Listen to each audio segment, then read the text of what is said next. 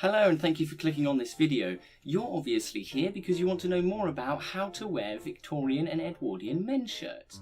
Maybe you've seen them on Peaky Blinders, maybe you've seen them on Downton Abbey, maybe you've seen them on Boardwalk Empire or somewhere else and you just wanted to learn a little bit more. Maybe you're considering wearing the style yourself. Well, you've come to the right place.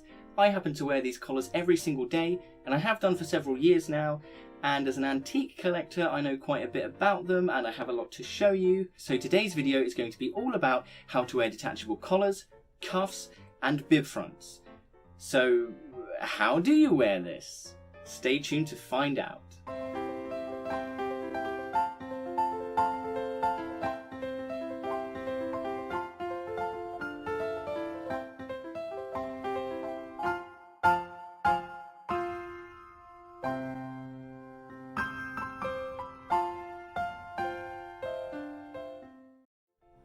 So one of the first questions you might have is, why the hell is everything detachable?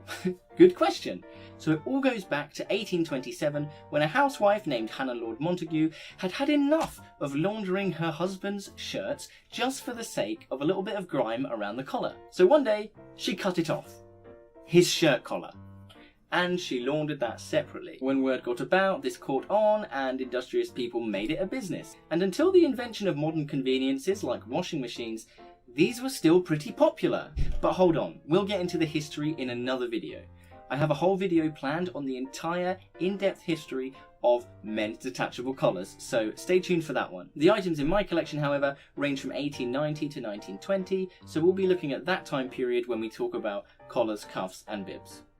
Of course, there were many types of shirts. A crisp, clean white shirt symbolised prosperity and wealth, whereas checked and striped shirts could better hide the fact that a shirt hadn't been laundered or pressed regularly.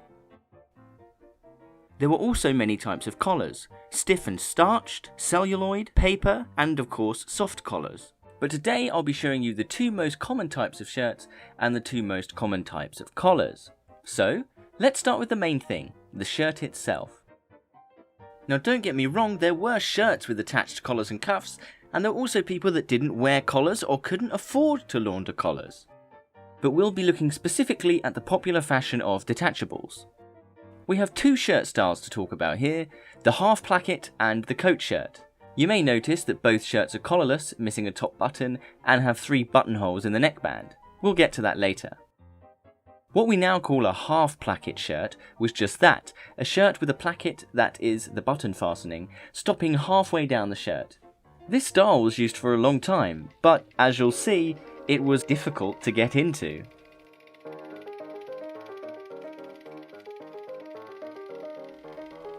And to get out of.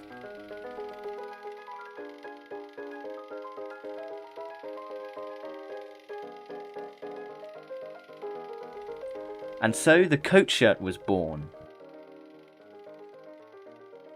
The coat shirt meant you could put on your shirt much like a coat, and it was easier to take on and off. This is the same design used in most modern shirts. But as you may have noticed, these shirts are considerably longer than modern shirts. Why is that? This is a style that dates back to before underwear was invented. You would take the tails of the shirt and tuck them in between your legs, creating a sort of underwear. So your shirt and your underwear was in one piece. Although there was underwear by this time, the style still stuck around. An upside to it is that your shirt never pulls up or becomes untucked. Once you've tucked your shirt around your legs, pull up your trousers and straighten out any folds or creases. Next, take this piece of fabric, the French barrier, and attach it to the top of your fly. This will help keep your trousers straight and will also hold your trousers up whilst you do up the fly. Then do up the button fly. Some flies have hooks at the top, like this one. Then, you can pull your braces over your shoulders. Remember to tuck in any excess shirt.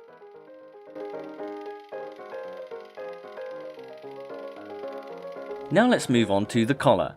So if you're using a shirt with an attached collar, you would just do up the top button and off you'd go. But starched collars are different. Starched collars are tall, stiffly starched collars that are normally white, though they can come in other colours and patterns. You may notice that one side of the collar is longer than the other. This is called the tongue. The tongue is used to stabilise the collar and keep it straight. So you'll want the tongue on the top layer when you do up your collar. This is also a good way to differentiate men's and women's collars. Men have the long tongue on the left and women on the right, just like with all button closures. If I show you this standing collar, that is a collar without a turn down, you'll see that there are 3 buttonholes on the collar. These correspond to the 3 buttonholes on the shirt collar band. To attach these to one another, we don't use buttons, but we use studs. There are many types of studs, but I will be using the most easily available, the simple swivel head stud. You need 2 of them, one that's short and one that's longer. The longer one needs to penetrate 4 layers of fabric, so that one goes at the front. The shorter one only needs to penetrate 2 layers of fabric, so that one is used at the back. If you notice at the back of this collar, the buttonhole doesn't go all the way through like the ones at the front. Instead, the back buttonhole is sitting on top of a stud pocket. This means that there is a small gap or pocket between the collar band of the shirt and the main body. This is so your back stud will sit in there nicely and not ride up against your neck. Another thing to note about this shirt is this loop of fabric at the back. Remember this for later.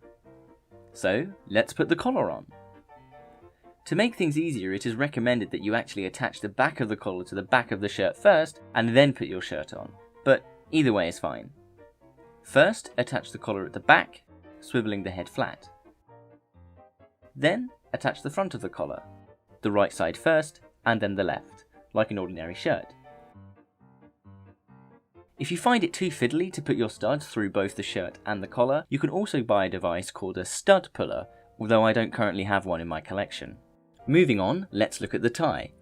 If you're wearing a standing collar, wearing a tie can be tricky. The tie can slip up the back of the collar and look messy or silly. But luckily for us, we have that loop of fabric at the back that I mentioned earlier. This loop of fabric is for passing the tie through and is called a retainer. By using the retainer, a tie will never slip up to the top of our collar and make us look silly. The pulled back tie and retainer is easily concealed under a waistcoat. There were other types of retainers, including collar studs, such as these 2 that I own, as well as many other designs, like this one from 1875. There were also some weirder ideas, like these pins that would stick directly through the collar and hook onto the tie, patented in 1906. Or this terrifying 1880 patent that has spring-loaded needles for stabbing the knot. Surely these are a little too dangerous to be worth the risk. Can you imagine using that collar stud? Just coming, honey. Hurry up, we're going to be late. Huh? Did you stab your finger again? No!